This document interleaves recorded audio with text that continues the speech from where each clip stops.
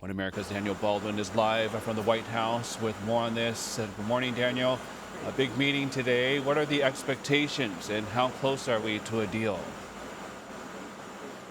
Sonny, happy Monday. President Trump set the standard on Truth Social this morning, writing, quote, "A big day at the White House. We have never had so many European leaders here at one time. A great honor for America. Let's see what the results will be." Listen, there are a lot of different questions as we're all waiting here at the White House for Ukrainian President Volodymyr Zelensky to have round two in the Oval Office with President Donald Trump. A lot of the progress that Trump said they made in Alaska with Russian President Vladimir Putin has sort of been held close to the chests of players inside the West Wing here at the Trump White House. A big reason why, according to Secretary of State Rubio and National Security Advisor Rubio, is that they don't want this mediated in the media.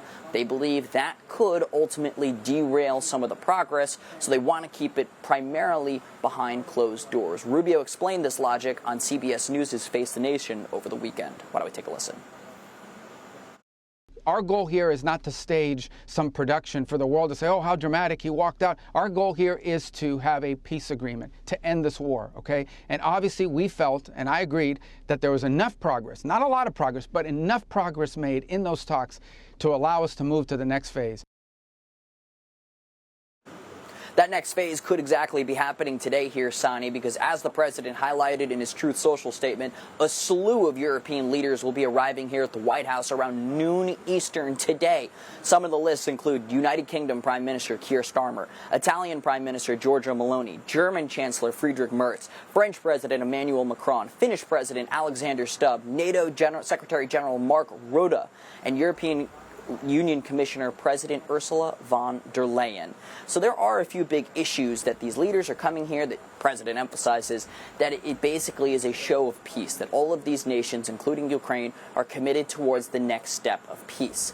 So what is that next step and what does it ultimately look like? Well, there are a few big issues that continue to need to be hammered out. Reuters reported a little bit on what Russian President Vladimir Putin proposed in Alaska. So ultimately, he emphasizes, according to Reuters, that Kyiv would fully withdraw from the eastern Donetsk and Luhansk regions. This is part of the Donbas region of Ukraine, the eastern industrial heartland of the country. Ultimately, a major piece of land that many reports confirm that Putin covets very greatly.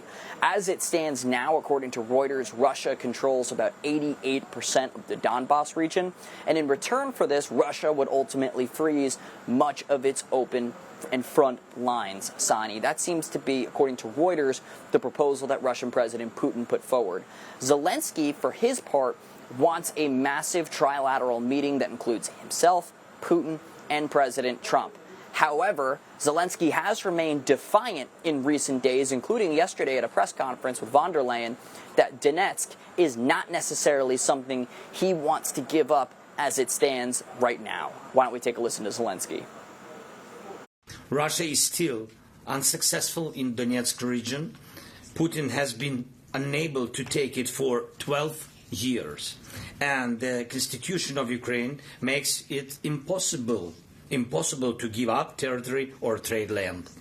Since the territorial issue is so important, it should be discussed only by the leaders of Ukraine and Russia at the trilateral Ukraine, United States, Russia. So far, Russia gives no sign that trilateral will happen, and if Russia refuses, then new sanctions must follow. Sonny, it's also important to highlight that Zelensky has been reluctant to even claim that he would cede any part of the Donbas region as well. A big reason why this is a bit complicated is Zelensky claims that Ukraine ultimately needs a national referendum to cede land. Basically, they need to put it up to a vote, and Ukrainian citizens need to actually vote on something like this to get it done. That's something that Zelensky is claiming, but something that would likely get his attention is the phrase security guarantees, and that's something that's definitely going to be a talking point here today at the White House. When they gather in the Oval Office, you're going to hear reporters yell about security guarantees. What does that mean? Well, yesterday in that press conference, Zelensky sort of laid it out, and I want to read exactly what he said. He said, quote, what President Trump told us about the signal regarding security guarantees is much more important to me than Putin's thoughts, because Putin will not give us any security guarantees. A strong army is the only thing that can provide security guarantees. Only Ukraine can provide this. I believe that only Europe can provide funding for this army, and the weapons for the army can be provided by our domestic production and European production. But there are some things that are in short supply and are only available in the United States of America.